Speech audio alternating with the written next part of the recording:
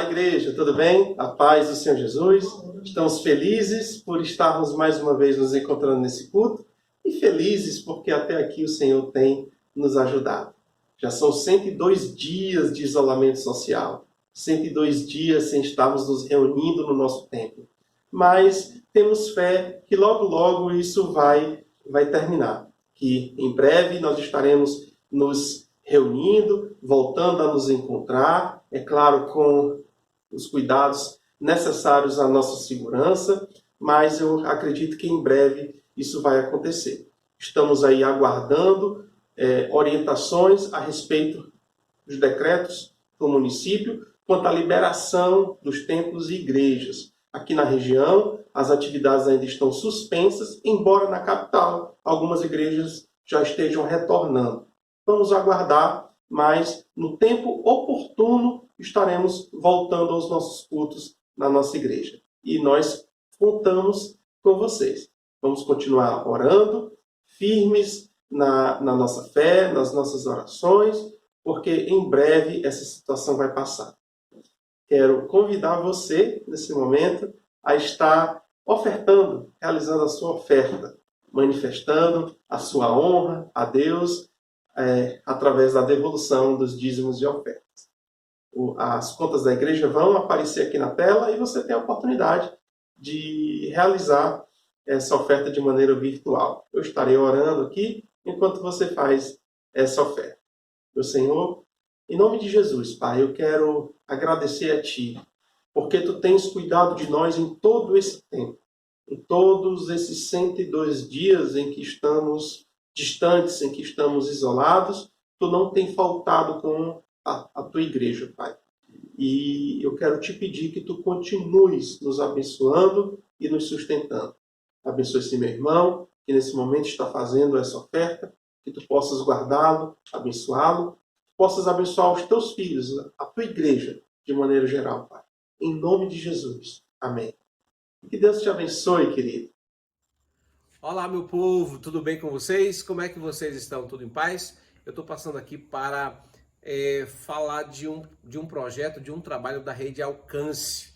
Esse ministério que tem se dedicado, trabalhado, e eu quero aqui agradecer a todos que fazem parte dessa rede, que tem se empenhado especialmente nesse tempo, tem feito um trabalho de excelência. Parabéns, pessoal da Rede Alcance, e eu quero convidar todos vocês, pessoal da nossa comunidade, para conhecer o nosso site, né?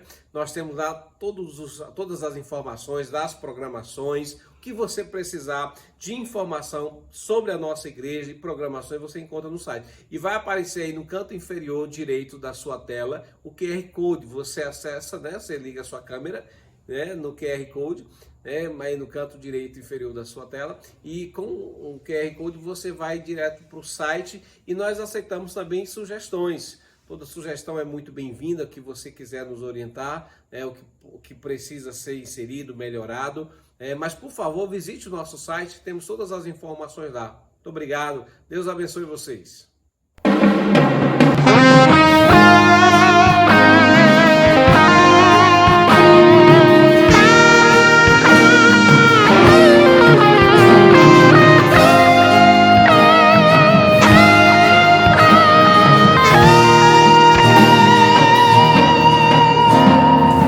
Tudo que tens feito, por tudo que vais fazer, por tuas promessas e tudo que és, eu quero te agradecer com todo o meu ser. Te agradeço, meu Senhor. Te agradeço, te agradeço, meu Senhor. Te agradeço, te agradeço por me libertar e salvar, por ter morrido em meu lugar. Te agradeço, Jesus, te agradeço, eu te agradeço.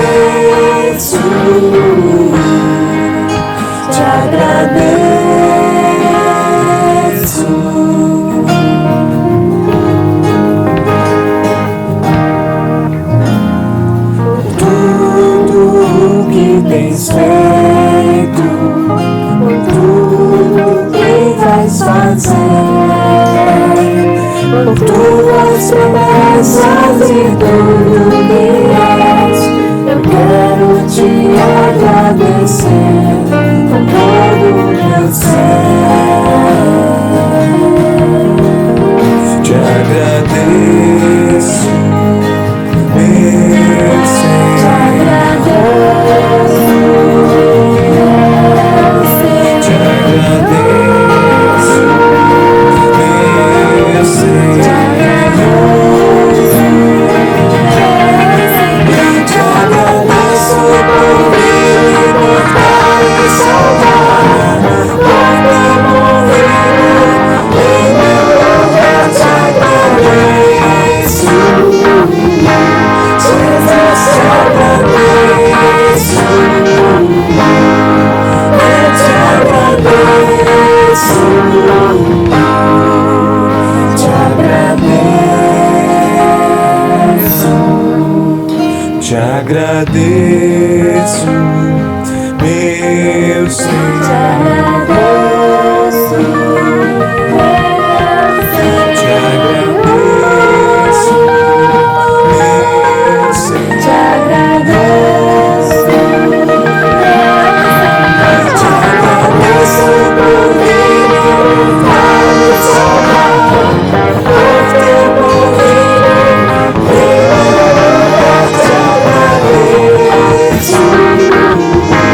Te agradeço, Te agradeço, meu Senhor.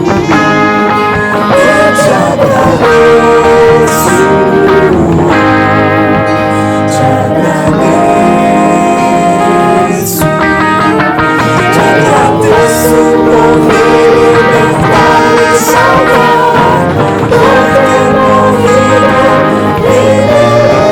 Te agradeço, Jesus, te agradeço, eu te agradeço, te agradeço, te agradeço por me libertar e salvar, por ter morrido em meu lugar. Te agradeço, Jesus, te agradeço, eu te agradeço, te agradeço, te agradeço, te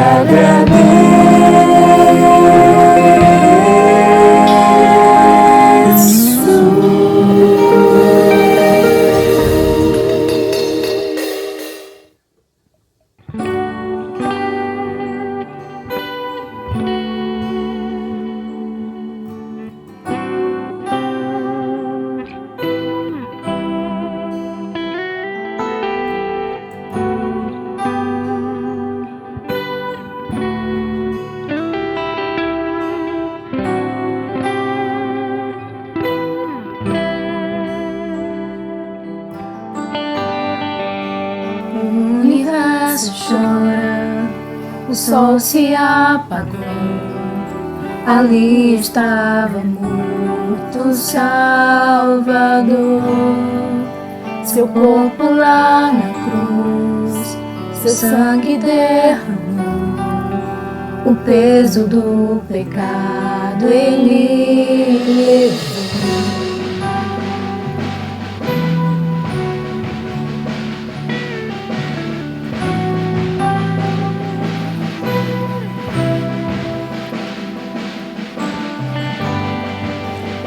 Pai o abandonou, cessou seu respirar.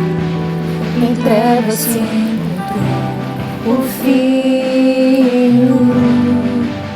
A guerra começou, a morte ele enfrentou. Todo o poder das trevas vencido.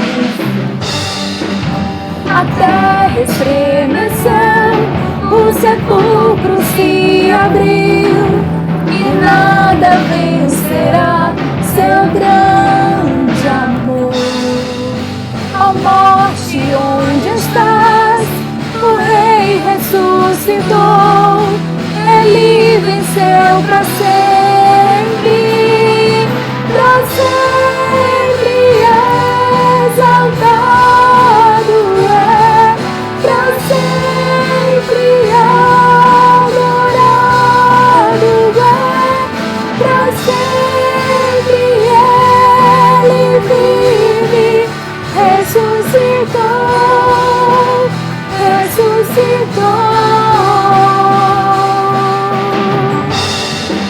A terra estremeceu, o sepulcro se abriu, e nada vencerá seu grande amor. Ó morte, onde estás? O Rei ressuscitou, Ele venceu para sempre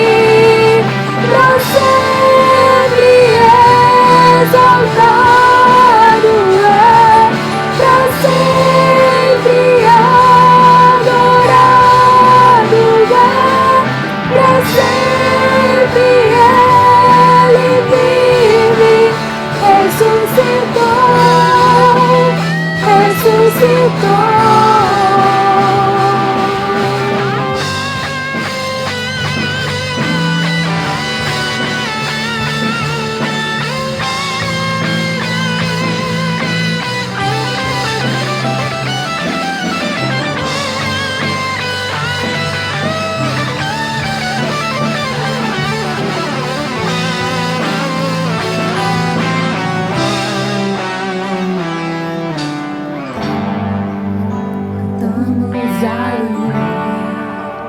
Cantamos aleluia, cantamos aleluia, o Cordeiro venceu. Cantamos aleluia, cantamos aleluia, cantamos aleluia, o Cordeiro venceu. Cantamos aleluia, cantamos aleluia, cantamos aleluia, o Cordeiro venceu. Cantamos aleluia, cantamos aleluia, cantamos aleluia, o Cordeiro venceu.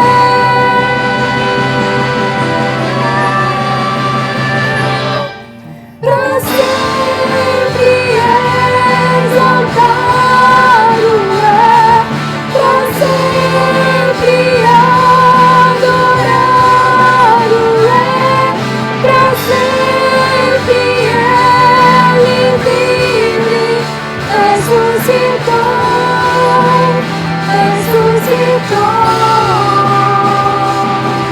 Pra sempre exaltado é, pra sempre adorado é, pra sempre Ele vive, ressuscitou, ressuscitou.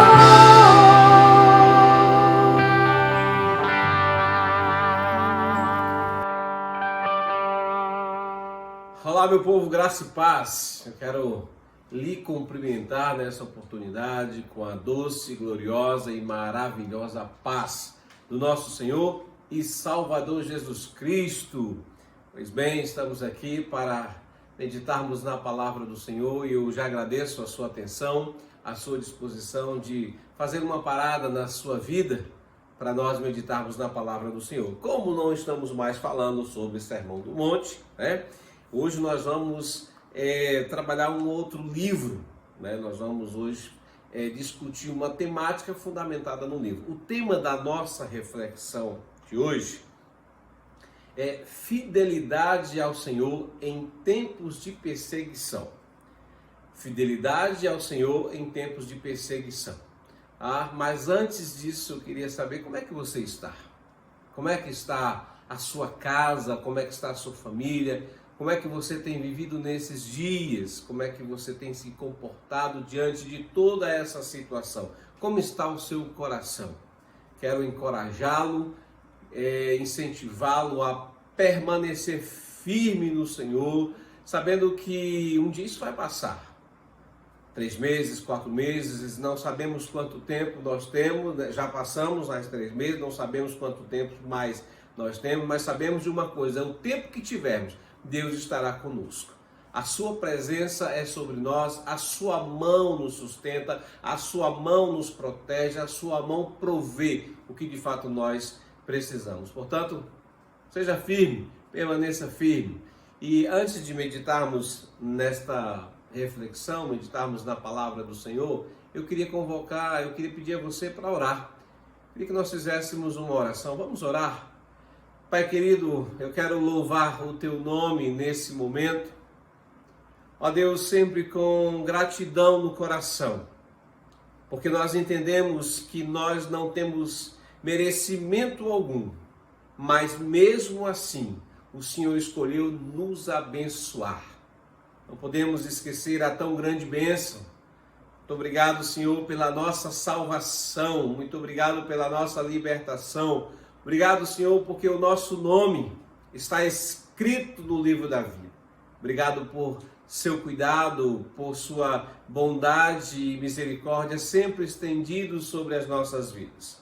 Eu quero, Pai, nesse instante, pedir que o Senhor esteja nos conduzindo nesse momento, para que esta palavra surta o efeito desejado, para que o Espírito Santo trabalhe nos nossos corações, de maneira que esta palavra venha gerar em nós um confronto, ao ponto de termos um posicionamento, darmos ao Senhor uma resposta positiva a esta palavra, ao que o Senhor vai falar conosco. Prepara os nossos corações, o coração daqueles que estarão assistindo esta mensagem, que o Senhor fale poderosamente, que o teu Espírito Santo nos conduza àquilo que está no teu coração. Nos abençoa, Pai, nesse momento, abençoa a tua palavra que será pregada agora, em nome de Jesus.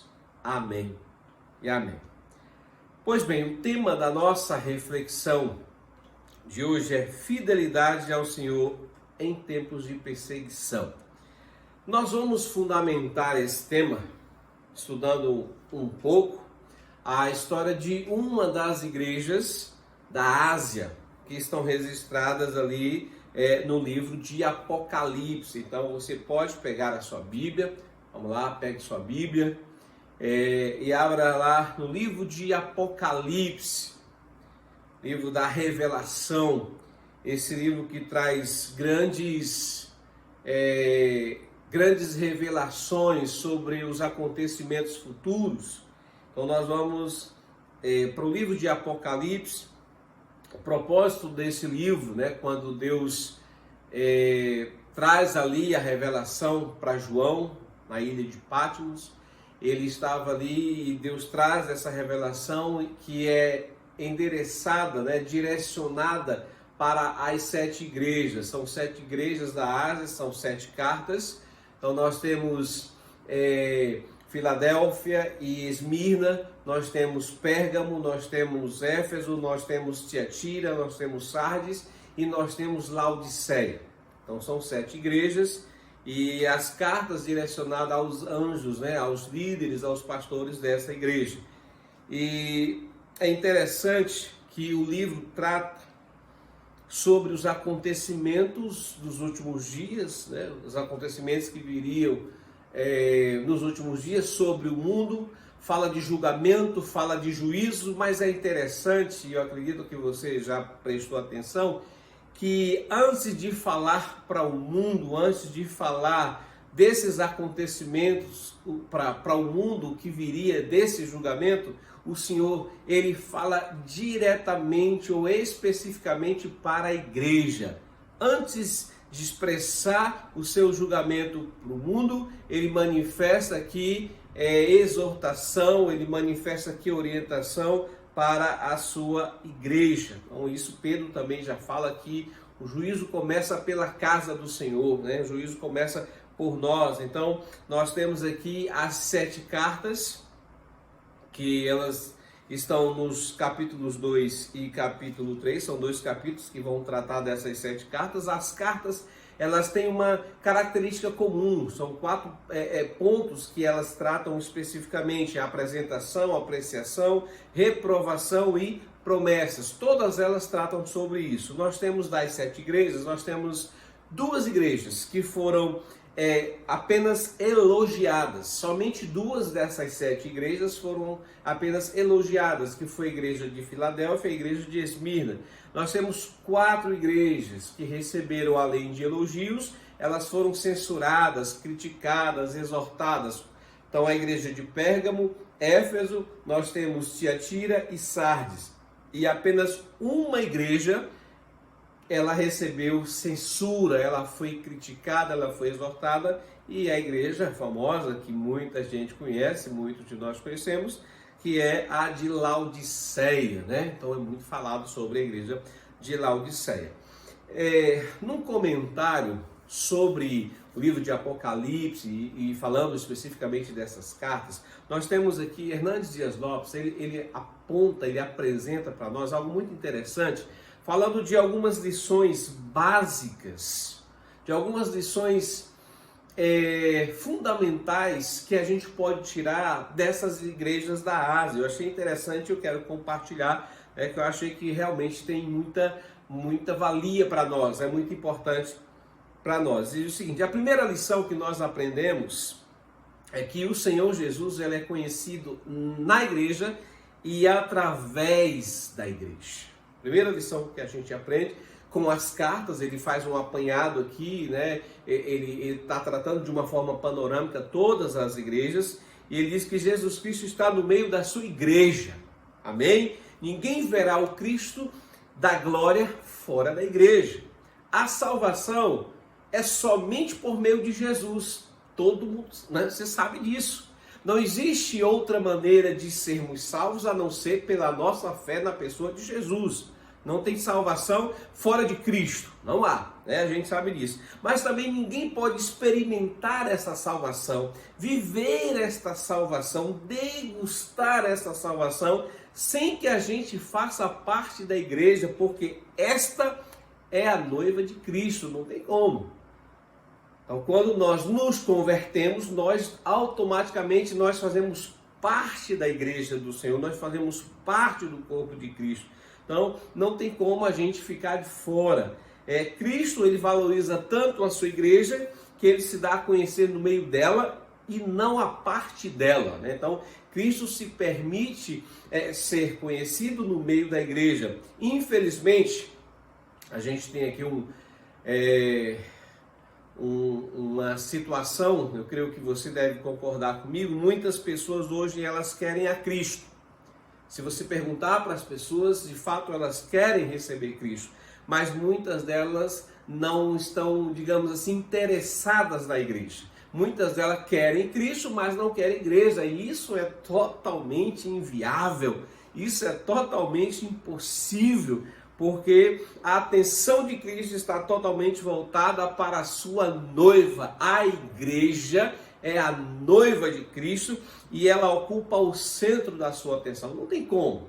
Quando nos convertemos, se a gente não quiser fazer parte da igreja, que isso é impossível, né? A gente tem que dizer, quando eu me converter, me leva logo, porque aí eu vou ser, né, vou levado logo para o céu, e o Senhor vai me levar, e eu não vou desfrutar disso, porque uma das marcas na vida de um cristão, aquele que de fato tem essa experiência com Cristo, é esse desejo da congregação, de estar junto, de estar uns com os outros. Nós estamos vivendo uma situação difícil, pesarosa para nós, porque a gente está se virando através de uma mensagem virtual, de uma pregação, de um contexto virtual para reuniões. Graças a Deus, porque a gente tem esses mecanismos, esses meios, mas isso deixa a desejar, isso não nos preenche, porque a nossa essência, o que nós queremos é estar junto, é um com o outro,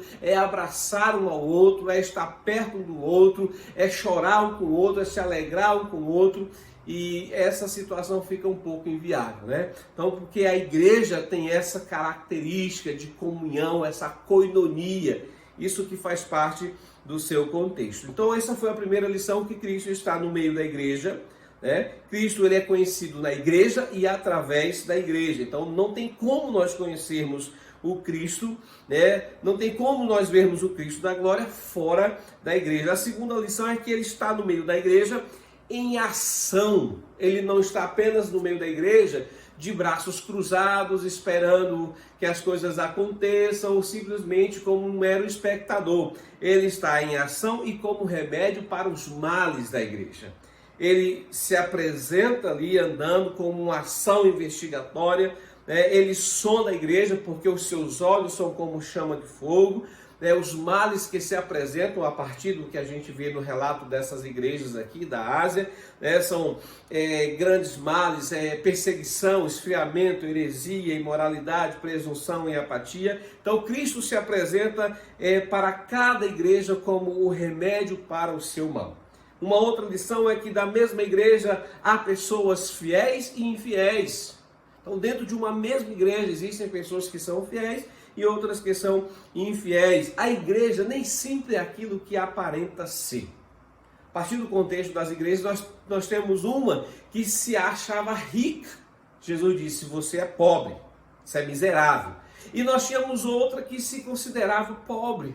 E Jesus disse, você é rica. Então, nem sempre aquilo que aparenta ser é aquilo que de fato que é. Cristo anda no meio da igreja para oferecer oportunidade de arrependimento antes de aplicar qualquer tipo de juízo.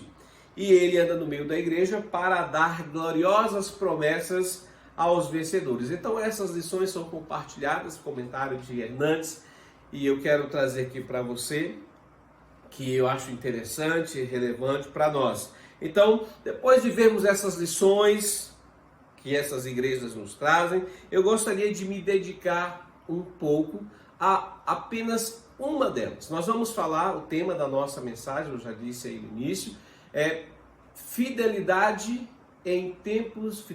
ao Senhor em tempos de perseguição. Será que é possível? Será que é totalmente viável nós sermos fiéis ao Senhor, mesmo passando pelas lutas que temos passado, mesmo enfrentando as tribulações, as provações, as dificuldades que nós temos enfrentado? É possível nós sermos fiéis ao Senhor? Que igreja é essa e, em particular, o que ela tem a nos ensinar? Qual delas? Qual é a igreja que foi fiel? Qual é a igreja que nós vamos tratar? Então nós vamos falar um pouco. Essa igreja era uma igreja, o Senhor fez referência a ela como uma igreja de pouca força, mas que conseguiu manter-se fiel ao Senhor. E é interessante, ela era uma igreja de pouca força porque era uma igreja pequena. E era uma igreja pequena, mas ela fez total diferença. Então a igreja que realmente faz diferença não é uma igreja grande, com muitas pessoas, apesar disso ser muito importante, relevante, mas uma igreja que os olhos do Senhor estão voltados para ela, é uma igreja que é fiel.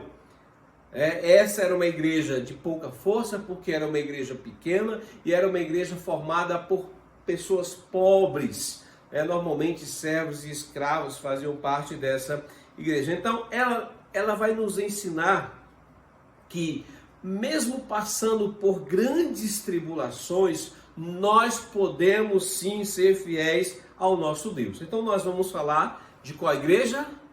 Creio que os irmãos já sabem aí, já entenderam a mensagem. Nós vamos falar da igreja em Filadélfia. Você está aí com a sua Bíblia aberta no livro de Apocalipse, então vá para o capítulo 3, a partir do versículo 7.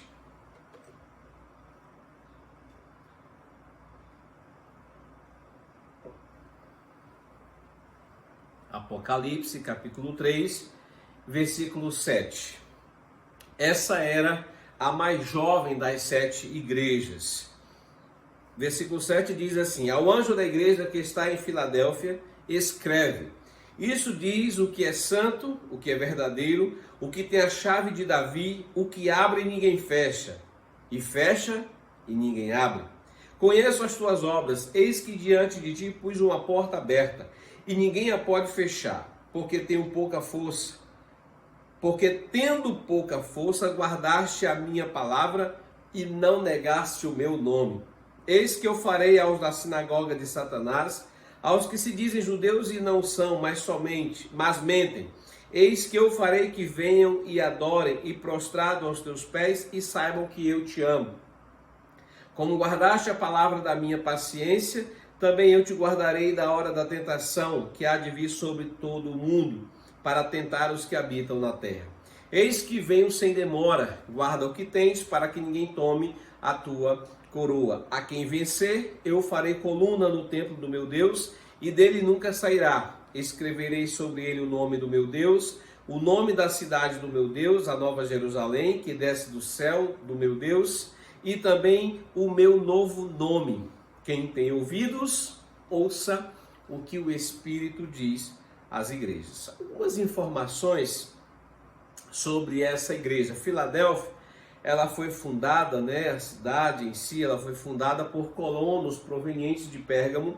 Isso por volta do ano 159 a 138 antes de Cristo. Isso fundada no reinado de Átalo II. A cidade estava muito bem posicionada estrategicamente.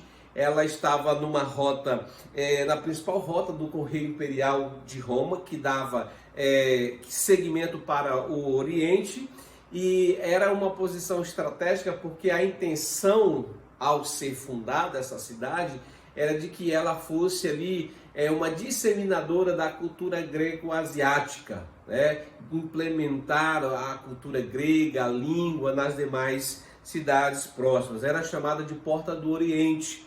Também era chamada de Pequena Atenas porque, por causa da quantidade de templos aos deuses que existiam por lá. O deus principal que era cultuado lá era o Dionísio. Então a cidade estava cercada de muitas oportunidades. John Stott comenta que ela era a cidade, também chamada cidade de terremotos. Possivelmente ela foi destruída no século 17, no ano 17, depois de Cristo, juntamente com Sardes e outras cidades, bem mais 10 cidades, devido a um terremoto. O que essa igreja tem a nos ensinar? Então, uma das coisas principais que nós aprendemos com a igreja em Filadélfia é sobre a fidelidade ao Senhor.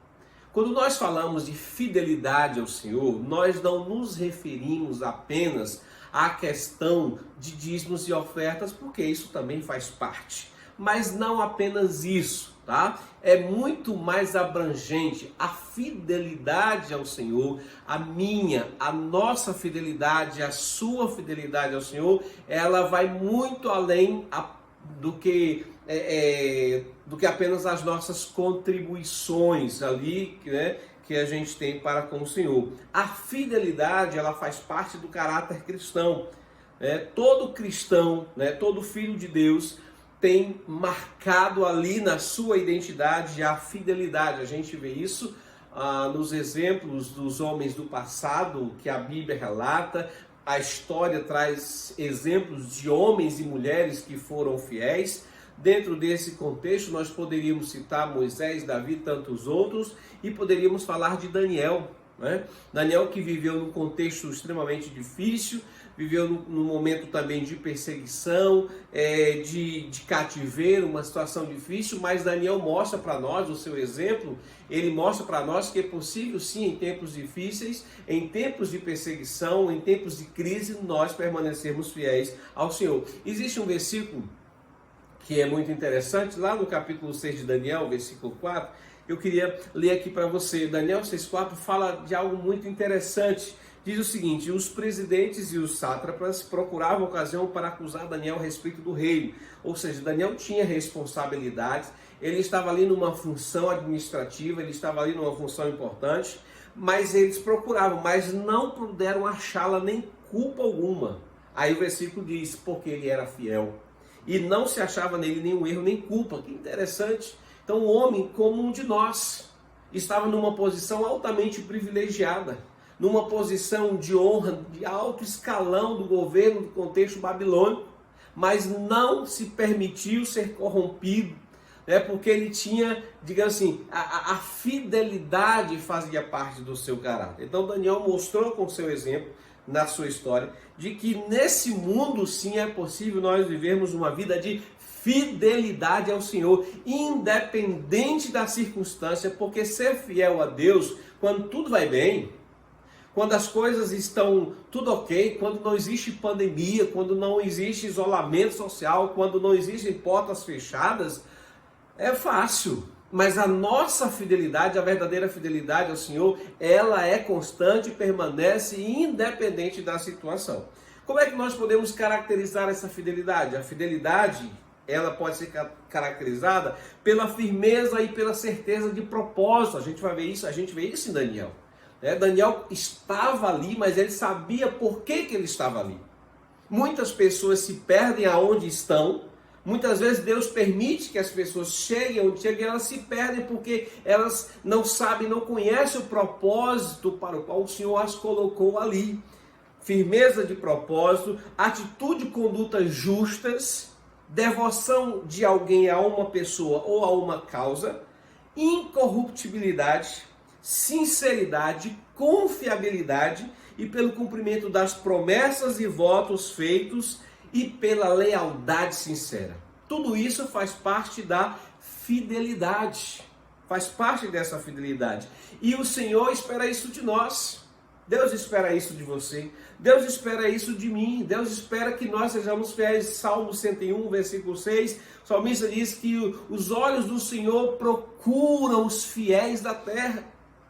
Escrevendo para outra igreja, que não a Filadélfia, o Senhor estava dizendo, olha, a igreja de Esmirna, dizendo, olha, vocês serão perseguidos, vocês passarão por tribulação, vocês terão um tempo de tribulação, mas olha, sejam fiéis até a morte.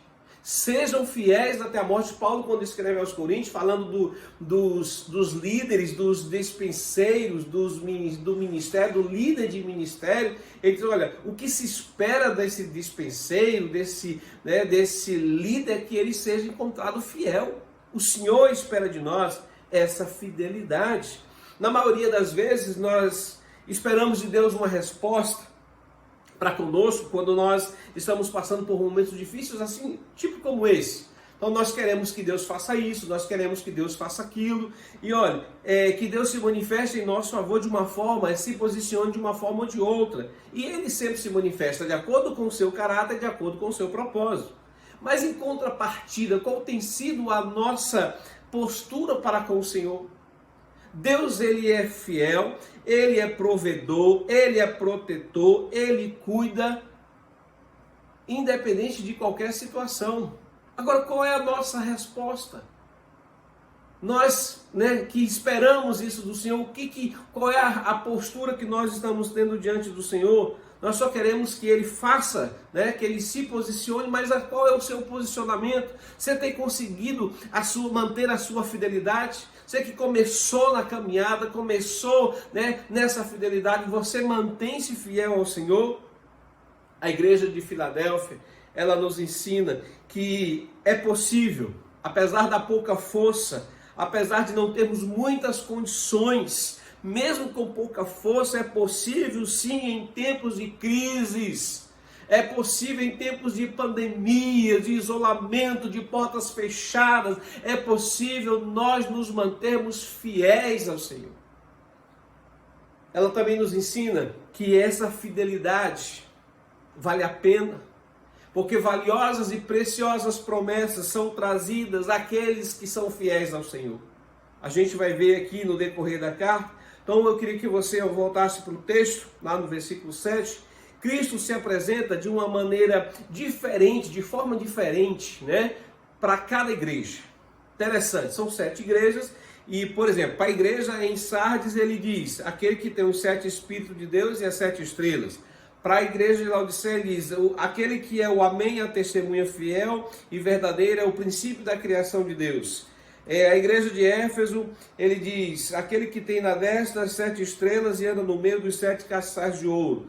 Esmirna, aquele que é o primeiro e o último, que foi morto e reviveu. Então, para cada uma delas, ele faz uma descrição de si a partir do seu próprio contexto. Para essa igreja, ao anjo da igreja que está em Filadélfia, escreve, isso diz o que é santo, o que é verdadeiro, o que tem a chave de Davi, o que abre e ninguém fecha, e fecha e ninguém abre. Então assim, para essa igreja ele se apresenta como santo e verdadeiro e aquele que tem a chave de Davi. Além de trazerem um significado de confiabilidade de Cristo e sua capacidade para cumprir as promessas, isso aqui fala sobre a sua divindade, apresenta a divindade de Cristo. Nesses dois versículos, 7 e 8, que ele vai tratar, nós temos palavras bastante apropriadas para os cristãos dessa igreja, que estavam sendo perseguidos. A perseguição dos cristãos em Filadélfia não era por pagãos, não. Essa perseguição era pelos próprios judeus. Por isso que essa situação se tornava pior, porque eles foram expulsos, eles eram expulsos da sinagoga, e por serem expulsos, então os pagãos, o contexto ali romano, então acirrava mais ainda a perseguição. Então essas palavras aqui, era como se Jesus trouxesse aqui uma mensagem de encorajamento e dissesse para eles: olha, fiquem tranquilos. Eles tinham sido, a porta da sinagoga tinha sido fechada para eles, mas Jesus disse: olha, quem tem autoridade sou eu. Quando diz a chave de Davi, está falando além da linhagem, né, messiânica, né, do Messias, está falando da linhagem de Davi, né, do Messias que descenderia de Davi, está falando de autoridade. Jesus está dizendo aqui para a igreja: olha, quem tem autoridade sou eu, quem tem a chave de Davi sou eu, tenho autoridade. Eu é que abro, eu é quem fecho, e acabou a conversa. Então é como se o Senhor trouxesse isso em uma tranquilidade. Quando ele fala santo, ele fala numa equivalência de que ele é Deus, né, que vale dizer que é Deus. E verdadeiro, está falando que ele é autêntico, real, original, genuíno. Então isso está falando dessa autoridade, ressalta que ele é o Messias retratado como guardião das portas celestiais, tem autoridade para abrir e fechar o caminho do céu. Então é isso que ele está dizendo para eles: olha, vocês foram expulsos, a porta da sinagoga foi fechada para vocês, mas eu é que tenho a chave, eu é que tenho autoridade para abrir porta e para fechar porta. A porta que eu abro ninguém fecha, e a porta que eu fecho ninguém abre. No verso 8 ele começa com uma expressão que é comum nessa versão, Almeida Corrigida Fiel. Essa expressão é comum em todas as cartas: conheço as tuas obras. Versículo 8, conheço as tuas obras. Isso fala de que tudo aquilo que nós fazemos, o Senhor conhece de maneira profunda. Não apenas o que fazemos, mas por que nós fazemos. Ele conhece as nossas verdadeiras motivações. Ele conhece as nossas reais intenções quando nós estamos fazendo o que nós estamos fazendo. Então ele está dizendo que os seus olhos estão em todo lugar. Ele nos conhece por dentro e por fora. Conhece, como eu disse, as nossas motivações. Conheço as tuas obras. Eis que diante de ti pus uma porta aberta e ninguém pode fechar. Olha o que ele disse para a igreja: a sinagoga foi fechada para vocês, mas eu coloquei uma porta aberta para vocês. E aqui essa porta aberta, ela traz o sentido de oportunidade para evangelização. A cidade, ela era como se fosse uma porta para a disseminação da cultura grega no contexto, era o contexto grego asiático, e ele está dizendo: a porta que eu abri para vocês é para que vocês preguem o evangelho. Nesse contexto, né, então Deus abriu uma porta para que através daquela igreja o evangelho fosse pregado, e essa porta ninguém poderia fechar, mesmo sob o fogo da provação, amados. Havia uma oportunidade, escute só, mesmo sob o fogo da provação, havia uma oportunidade, uma porta se abriu para que o evangelho fosse pregado por essa igreja. Isso tem a ver conosco, isso tem a ver com os nossos dias. A porta está aberta para que o evangelho seja pregado. Nós precisamos abrir a nossa boca e pregar o evangelho para todo aquele que crê, que aquele que crê é poder de Deus. O evangelho, para aquele que crê, é poder de Deus. O evangelho que transforma, o evangelho que liberta, o evangelho que regenera, o evangelho que traz paz, o evangelho que cura e que dá salvação. Em tempo de perseguição, pregar o evangelho de Cristo Jesus é algo que nós devemos priorizar. O Senhor ressalta ainda, ele diz: porque tendo pouca força, como eu já mencionei, essa expressão faz referência por ser uma igreja pequena e de pessoas pobres, que não tinham muitas condições. Diz: olha, você tendo pouca força, guardaste a minha palavra e não negaste o meu nome. Olha que interessante. né? Era uma igreja que guardava, que era submissa, que obedecia, que estava debaixo da palavra. E uma coisa interessante aqui, que ele diz: vocês não negaram o meu nome, apesar da pressão que estava sofrendo. Importante nós tratarmos sobre isso, sobre o ato de negar o nome do Senhor. Quando nós falamos isso, é importante que a gente atente sobre a terrível consequência que é para aqueles que negam o nome do Senhor. Lá em Mateus capítulo 10, versículo 33, Jesus diz: aqueles que me negarem, eu os negarei diante de meu Pai. E isso não acontece, negar o nome do Senhor, talvez você sinta-se confortável, né, a partir de uma interpretação, uma compreensão errônea de sua parte, pode ser. Isso não acontece apenas nos moldes do apóstolo Pedro. Quando nós pensamos em negar a Cristo, a gente lembra logo de Pedro, né? Quando pressionado ali, ele disse: não, eu não conheço, eu não sei quem é ele, eu não sou discípulo dele, né? A gente sempre tem essa ideia, ou dos cristãos primitivos, que eram obrigados a confessar que não reconheciam Cristo, né? Jesus como o Cristo. Mas olha, nós podemos negar a Cristo, sabe quando? Quando a nossa vida ela é completamente divergente daquilo que o Senhor nos ensinou, daquilo que Ele pregou para nós, daquilo que a sua palavra diz. Nós negamos a Cristo quando nós professamos. Nós temos uma declaração de fé muito linda, mas a nossa vida não condiz. A gente age de maneira oposta. Então, quando eu estou confessando ao Senhor com meus lábios e agindo de uma forma diferente com minhas ações, eu estou negando a Cristo. É importante isso. Tito fala sobre isso, né? Carta a Tito, capítulo 1, versículo 16, confessam, né, os falsos mestres, daqueles que estavam inseridos no meio da igreja, professavam que conheciam a Deus, mas negavam ao Senhor a partir de suas obras, né? Então, a força que nós precisamos, amados, para permanecermos fiéis, vem da graça do Senhor sobre as nossas vidas e não de nossa capacidade, muito menos de nossas condições físicas. Essa igreja, a igreja de Filadélfia, nos ensina que em tempo de perseguição, nós podemos sim, é tempo de colocarmos em prática tudo aquilo que nós temos aprendido do Senhor. O que você, ao longo de todos esses anos que você está na igreja, ao longo de quantos anos você tem servido ao Senhor, o que você tem aprendido? É tempo de colocar em prática, é tempo de se submeter à palavra. O tempo que nós estamos vivendo é um tempo difícil, mas é nada mais do que uma oportunidade de aplicar o Evangelho à nossa vida e também de pregar essa palavra, de pregar o Evangelho para que outros conheçam. Igreja do Senhor Jesus, povo de Deus, é tempo de obediência à palavra aprendida. Você já aprendeu, que você conhece. É tempo de nós nos submetermos à palavra. Tempos de tribulações são tempos de nos fortalecermos na fé. É tempo de fincarmos nossas raízes, nos aprofundarmos, nos firmarmos cada vez mais no Senhor. É tempo de exaltar, é tempo de adorar o nome do Senhor em todo tempo e constantemente. Seja fortalecido na sua fé, vivendo pela palavra, exaltando e adorando ao nosso Deus vivo, que tem em suas mãos o poder e o governo de todas as coisas. A igreja estava sendo perseguida por falsos judeus. E o Senhor aqui faz uma promessa.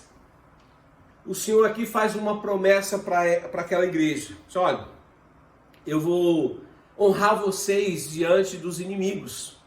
No versículo 9 ele diz: olha, farei aos da sinagoga de Satanás, aos que se dizem judeus e não são, mas mentem, farei com que eles venham, adorem e se prostrem e saibam que eu te amo. Ou seja, é uma promessa de honra para aquela igreja. Olha, eu vou honrar vocês através da derrota que eu vou dar a esses inimigos que estão perseguindo vocês. Então, assim, claro que esse contexto, esse versículo aqui, ele tem uma ampla interpretação para o contexto da nação de Israel. Isso é bastante discutido, mas isso traz para nós um entendimento de que vale a pena a fidelidade ao Senhor. Deus está dizendo, olha, eu vou honrar você diante dos inimigos, vou fazer com que os inimigos entendam que você de fato é minha e que eu amo você. Então a nossa fidelidade ao Senhor, irmãos, ela não passa de forma despercebida. Vale a pena ser fiel em todo o tempo. Então, ainda mais no versículo 9, né? O versículo 10, ele vai trazer uma promessa, o versículo 10 agora.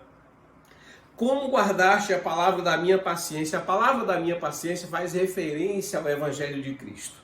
Como guardaste o Evangelho, como guardaste a palavra, eu também te guardarei na hora da tentação que há de vir sobre todo o mundo para tentar os que habitam na terra. Por causa da fidelidade daquela igreja, o Senhor estava garantindo que pouparia a igreja da provação que estaria por vir sobre o mundo.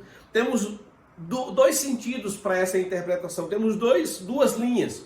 Uma é futura, é que isso aqui se refere a uma proteção para a grande tribulação, a tribulação que viria para o mundo todo. Mas ao mesmo tempo está falando aqui de um livramento para algo de contexto para a igreja, que sofreria ali no contexto romano a perseguição que estava acontecendo.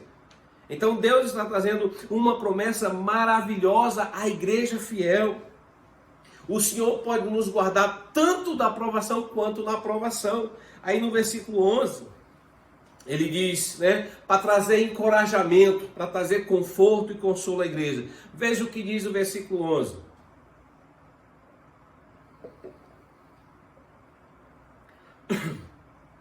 Eis que venho sem demora. Gente, essa expressão para uma igreja que está sendo perseguida, para uma igreja que está sofrendo, né, um momento de tribulação, essa é uma expressão de encorajamento. Nós não podemos tirar os nossos olhos dessa verdade.